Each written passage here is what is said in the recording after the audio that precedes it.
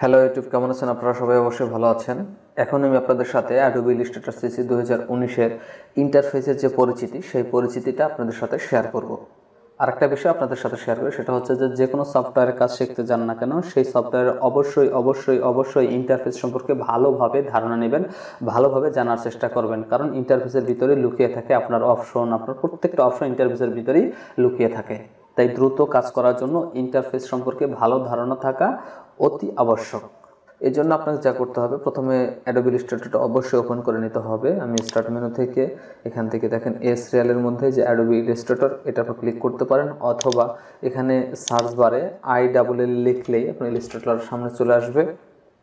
এছাড়া আপনি যদি ডেস্কটপে রেখে থাকেন সেখান থেকে ওপেন করতে পারেন, কিংবা যদি আপনি এই যে ট্র্যাক্স প্যানেলে রেখে থাকেন তাহলেও আপনি এখান থেকে ওপেন করতে পারবেন। সোজা কথা, আপনি আপনার ইচ্ছে মতো জায়গা থেকে ওপেন করতে পারবেন। এবার আমি স্টার্ট মেনু থেকে আমি এই যে লেখা আছে অ্যাডোবি ইলাস্ট্রেটর, এখানে আমি ক্লিক করি। ক্লিক করার সাথে সাথেই আমাদের সামনে একটি ওয়েলকাম স্ক্রিন আসবে। আর প্রথমে যেটা আসলো এটা হচ্ছে লোগো, অ্যাডোবি ইলাস্ট্রেটর সিসি 2019-এর লোগো। এখন যে ইন্টারফেসটি আমাদের সামনে আসছে এটাকে বলা হয় ওয়েলকাম স্ক্রিন। এই ওয়েলকাম স্ক্রিন থেকে আমরা যে কাজগুলো করতে পারবো, দেখেন এখান থেকে আমরা এই যে ক্রিয়েট নিউ, নতুন একটা ডকুমেন্ট তৈরি করব, অথবা আমাদের কোনো ডকুমেন্ট থাকলে সেটা ওপেন করতে পারবো। কিংবা নতুন ডকুমেন্ট করার জন্য আমাদের এখানে কিছু ডিফল্ট ডকুমেন্ট দেওয়া রয়েছে, এটাও আমরা এখান থেকে ইউজ করতে পারবো। তো আমরা বেশি কথা না বাড়িয়ে, যেহেতু এটা ইন্ট্রোডাকশন টিউটোরিয়াল বা ইন্ট্রোডাকশন বিষয়টা আপনাদের সাথে শেয়ার করছি, সরাসরি আমি A4 এখান থেকে ক্লিক করে নতুন ডকুমেন্টসটা তৈরি করে নিচ্ছি। ওয়েলকাম স্ক্রিন থেকে নতুন একটা ডকুমেন্ট তৈরি করার পর আমাদের সামনে এটার ইন্টারফেসটা সামনে আসবে। এই ইন্টারফেসের প্রত্যেকটা পার্টের একটা ভিন্ন ভিন্ন নাম রয়েছে, যে নামগুলো আমাদের জানা অতীব দরকার। সবার উপরে এই যে দেখতেছেন AI লেখা এবং একটা ঘরের চিহ্ন দেওয়া, হোম বাটন, এই দুটোকে আমরা বলতে পারি অ্যাপ্লিকেশন বার। এর পাশে যে এই যে নাম লেখা দেখছেন, file, edit, object type, select, effect ইত্যাদি, এটাকে বলা হয় মেনু বার। এই মেনু বারটি সাধারণত প্রত্যেকটা সফটওয়্যারই থাকে, ঠিক তেমনি এই অ্যাডোবি ইলাস্ট্রেটর সিসি 2019-এও রয়েছে। প্রত্যেকটা মেনু, আমরা যে সমস্ত মেনু ইউজ করব, প্রত্যেকটা মেনু এটার ভিতরে লুকানো রয়েছে, যেটা আমরা এখানে ইউজ করতে পারবো। অনেক সময় দেখা গেছে এটা টুলস বার হিসেবে থাকবে, অনেকটা প্যানেল হিসেবে থাকবে। তো সব কিছুই মূলত এই মেনু বারের ভিতরে রয়েছে। এটা হচ্ছে মেন মেনু। অনেক এর নিচে যে দেখেন একটা জায়গা রয়েছে, এই জায়গাটাকে আমরা বলতে পারি কন্ট্রোল প্যানেল। এখন বলতে পারেন যে সামান্য কয়েকটি অপশন এখানে কন্ট্রোল প্যানেল হয় কিভাবে। আমি এখন এখান থেকে একটি অবজেক্ট ড্র করব বা একটি শেপ ড্র করব। শেপটা ড্র করার সাথে সাথে দেখবেন এইখানে এক্সপান্ড হয়ে গেছে, অর্থাৎ এই শেপটার সাথে সংশ্লিষ্ট যে অপশনগুলো দরকার কন্ট্রোল করার জন্য এই শেপটাকে, সেই সমস্ত প্রত্যেকটা অপশন এখানে চলে আসবে। আমি দেখাচ্ছি, এখানে প্রথম সিলেকশন করি, সিলেকশন চেপে ধরে এখান থেকে আমি একটা ইলিপস ড্র করি। এখানে একটা ইলিপস ড্র করলাম। ড্র করার সাথে সাথেই দেখেন আমি একটু কালারটা চেঞ্জ করছি এমনি বোঝার সাথে। এই ইলিপসটা ড্র করার সাথে সাথে দেখেন এখানে যে অপশনগুলো ছিল সেই অপশনগুলো অনেকগুলো অপশন বেড়ে গেছে। কারণ হচ্ছে এই ইলিপস সম্মিলিত বা এই যে শেপটা ড্র করলাম, এই শেপটার সাথে সংশ্লিষ্ট যে সমস্ত অপশন রয়েছে বা কন্ট্রোল করার জন্য বা এটাকে মডিফাই করার জন্য যে অপশনগুলো দরকার, সেগুলো এই কন্ট্রোল প্যানেলের ভিতরে চলে আসে। দেখেন এখান থেকে আমরা যদি একটু স্ট্রোক বাড়িয়ে দিলাম, সেই স্ট্রোকটা বেড়ে গেল। যখন আমি এটা ফাঁকা জায়গায় ক্লিক করব তখন কিন্তু সেই অপশনগুলো থাকবে না। আবার যখন শেপের উপর ক্লিক করব, এই শেপের সাথে সংশ্লিষ্ট যে অপশনগুলো, সব অপশনগুলো এই কন্ট্রোল প্যানেলের সামনে চলে আসবে। এরপরে এই যে দেখতে পাচ্ছেন নাম, এই নাম সম্মিলিত যে জায়গাটা, এটাকে বলা হয় ডকুমেন্ট ট্যাব বা নেম ডকুমেন্ট। বা প্রত্যেকটা ডকুমেন্টেরই ভিন্ন ভিন্ন নাম সম্মিলিত এই ডকুমেন্টগুলো আসবে। যেমন এটা আনটাইটেল 1, এটা আনটাইটেল 2, মানে আমি কোনো টাইটেল দিয়ে রাখিনি, তাই এটা এরকমভাবে এসেছে। দুইটা ডকুমেন্ট করেছি আমাদের বোঝানোর স্বার্থে বা আমাদের বোঝার স্বার্থে। এটা হচ্ছে ডকুমেন্ট ট্যাব। প্রত্যেকটা এই ডকুমেন্ট 1 মানে আনটাইটেল 1 যে ডকুমেন্ট, সেখানে কোনো শেপ নেই, কিন্তু আনটাইটেল 2-তে আমি একটা শেপ ড্র করেছিলাম। যার কারণে যখন আমি আনটাইটেল 1-এ যাব তখন কোনো, এখানে দেখেন এখানে কিন্তু কোনো অপশন নেই। আবার যখন আনটাইটেল 2-তে যাব, যেহেতু আমার এই ইলিপসটি সিলেকশন করা রয়েছে, সাথে সাথে এখানে অপশনগুলো চলে আসছে, কন্ট্রোল প্যানেলের ভিতরে অপশনগুলো চলে আসছে। আবার ফাঁকা জায়গায় ক্লিক করলে অপশনগুলো চলে যাবে। এরপর এই যে আইকন সম্মিলিত অনেকগুলো দেখতে পাচ্ছেন যে এই যে প্রত্যেকটা এক একটা আইকন রয়েছে, অনেকগুলো আইকন রয়েছে। এই আইকন সম্মিলিত যে বক্সটি রয়েছে এটাকে বলা হয় টুল বক্স বা অনেকে টুলস বারও বলে থাকে। এটার সাহায্যে আমরা অনেক কাজ করতে পারবো, যেগুলো আমরা আস্তে আস্তে শিখতে পারবো। এটার সাহায্যে আমরা ড্র করতে পারবো, টাইপ করার জন্য এখান থেকে টাইপ করতে পারবো, আমরা পেন টুল ব্যবহার করতে পারবো, পেন টুলের সাহায্যে শেপ তৈরি করতে পারবো ইত্যাদি। এই টুলস প্যানেলের সাহায্যে আমরা অনেক কিছু ড্র করতে পারবো, অনেক কাজ আমরা এই টুলস প্যানেলের সাহায্যে করতে পারবো, কালার পরিবর্তন ইত্যাদিতে করতে পারবো। এরপরে এই যে উপরে যে দেখতে পাচ্ছেন যে একটি নাম লেখা পেইন্টিং, এটাকে আমরা বলতে পারি ওয়ার্ক স্পেস সুইচার। ভিন্ন ভিন্ন ওয়ার্ক স্পেসে আমরা যাওয়ার জন্য যে সুইচ ব্যবহার করি বা যে অপশন ব্যবহার করি সেটা হচ্ছে এখানে রয়েছে। এটাকে ওয়ার্ক স্পেস সুইচার বলে। এটা সাধারণত যখন আপনি ওপেন করবেন তখন এটা এসেনশিয়ালে থাকতে পারে অথবা এসেনশিয়াল ক্লাসিক, এই দুইটার যে কোনো একটাই থাকবে। তো আপনার যেটাই থাকুক না কেন এটা হচ্ছে ওয়ার্ক স্পেস সুইচার। আমরা ভিন্ন ভিন্ন ওয়ার্ক স্পেসে যাওয়ার জন্য আমাদের ওয়ার্ক স্পেস কেন দরকার? আমরা যখন এক একজন এক এক রকম কাজ করে থাকি, যেমন কেউ টাইপোগ্রাফির কাজ করে থাকি, কেউ আর্টের কাজ করে থাকি, তারপর কেউ লেআউটের কাজ করে থাকি, বা কেউ ট্রেসিং, কেউ পেইন্টিং, মানে এক একজন এক এক ধরনের কাজ করে থাকি। আমরা যে যে ধরনের কাজ করে থাকি সেই কাজ অনুযায়ী আমাদের বিভিন্ন প্যানেল সম্মিলিত ওয়ার্ক স্পেস। যেমন আমি দেখাচ্ছি, এখান থেকে আপনি যখন এসেনশিয়ালে যাবেন তখন যে প্রয়োজনীয় যে বিষয়গুলো টুকটাক সেই জিনিসগুলো এখানে থাকবে। কিন্তু যারা টাইপের কাজ করে, টাইপোগ্রাফির কাজ করে, তারা যদি এখান থেকে সরাসরি টাইপোগ্রাফিতে চলে যায়, দেখেন টাইপের জন্য যে সমস্ত প্যানেল দরকার, যে কোনো সমস্ত ট্যাব দরকার, সেগুলো সামনে চলে আসে। দেখেন যেগুলো সামনে চলে আসছে, তাই এটাকে বলা হয় ওয়ার্ক স্পেস সুইচার। আমি কোন ওয়ার্ক স্পেস কাজ করব, পেইন্টিং, ট্রেসিং, টাইপোগ্রাফি না স্বাভাবিক। এবং এই পাশে যে এই যে আইকন সম্মিলিত যে জায়গাটা দেখতে পাচ্ছেন এটাকে আমরা বলতে পারি কলাপসড প্যানেল। অর্থাৎ এখানে প্রত্যেকটা জিনিস এক্সপান্ড না হয়ে কলাপস অবস্থায় রয়েছে, অর্থাৎ এটার ভিতরে রয়েছে। যখন আমি এই আইকনের পর ক্লিক করি বা এই যে লেখাগুলো রয়েছে এটা এক একটার পর আমি ক্লিক করি, ক্লিক করার সাথে সাথেই দেখেন এটার যে অপশনগুলো রয়েছে সেগুলো এক্সপান্ড হয়ে যাবে। আবার যখন ক্লিক করবো তখন এটা কলাপস হয়ে এটার ভিতরে ঢুকে যাবে। আমি এখান থেকে ক্লিক করলাম, সাথে সাথে ক্যারেক্টার স্টাইল বা প্যারাগ্রাফ স্টাইল সেটা ওপেন হলো। আবার যখন আমি এটার উপর ক্লিক করবো, এই যে এটার উপর ক্লিক করি তখন ক্যারেক্টার সম্পর্কিত যে অপশনগুলো দরকার সেগুলো চলে আসছে। আবার যখন ক্লিক করবো সেটা সাথে সাথে এটা আবার কলাপস হয়ে গেল, অর্থাৎ এটার ভিতরে ঢুকে গেল। এটাকে আমরা ইচ্ছা করলে এক্সপান্ডও করতে পারি, আরও বড় করতে পারি, আবার এটাকে ছোট করে রাখতে পারি। আবার এই পাশে যে দেখতে পাচ্ছেন এটা ঠিক একই অবস্থা, এটাকে আমরা ছোট বড় করতে পারি। এই যে এই তীর চিহ্ন দেখতে পাচ্ছেন, এটা ক্লিক করলে এটা ছোট হয়ে যাবে, আবার এটা ক্লিক করলে সাথে সাথে এটা বড় হয়ে যাবে। আবার এটাও এখানে ক্লিক করে সাথে সাথে কলাপস যে প্যানেলটা রয়েছে এটাও বড় হয়ে যাবে, আবার এটা ক্লিক করলে ছোট হয়ে যাবে। আপনি যখন এটাকে টেনে বড় করবেন তখন কিন্তু এখানে কোনো অপশন আপনি দেখতে পাবেন না। হ্যাঁ, আর যখন এটা এই যে দুটা ত্রিভুজ আকৃতি রয়েছে এটার পর ক্লিক করে আপনি এক্সপান্ড করবেন তখন সাথে সাথে এই অপশনগুলো আপনি দেখতে পাবেন। দেখেন এই যে অপশনগুলো দেখতে পাবেন। আমি এটাকে ছোট করে রাখি।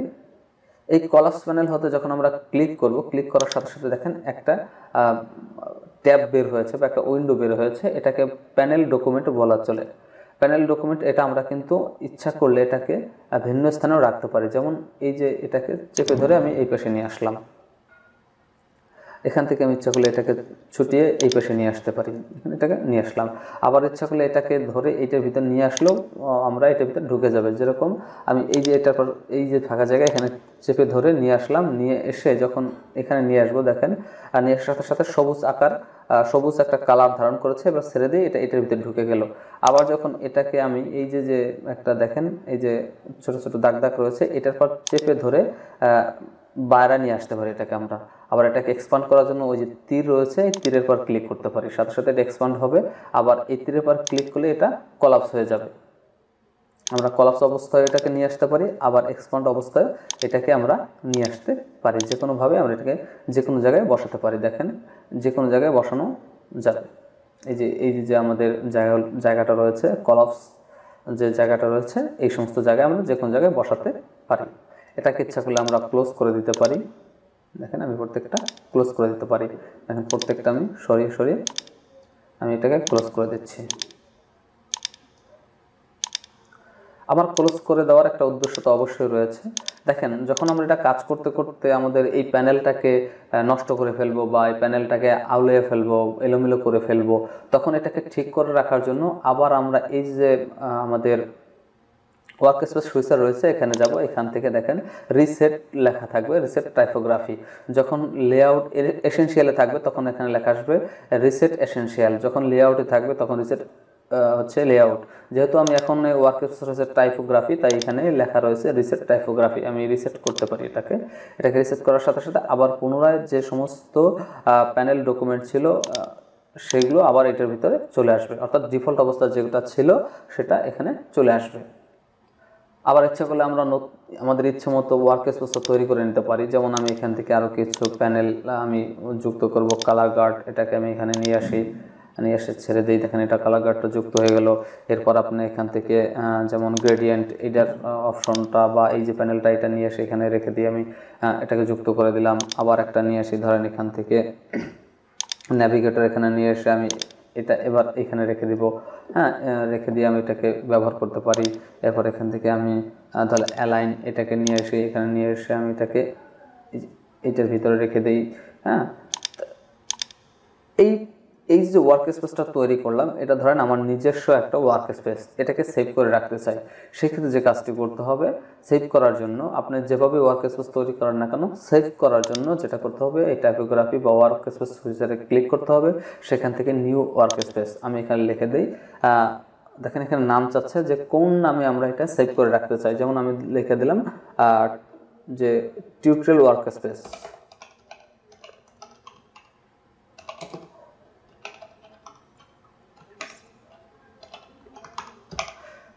টিউটোরিয়াল ওয়ার্কস্পেস এবার ওকে দেই, সাথে সাথে এটা টিউটোরিয়াল ওয়ার্কস্পেস নামে পরিচিত হয়ে গেল। কিন্তু এখান থেকে আমি আবার টাইপোগ্রাফিতে যাব।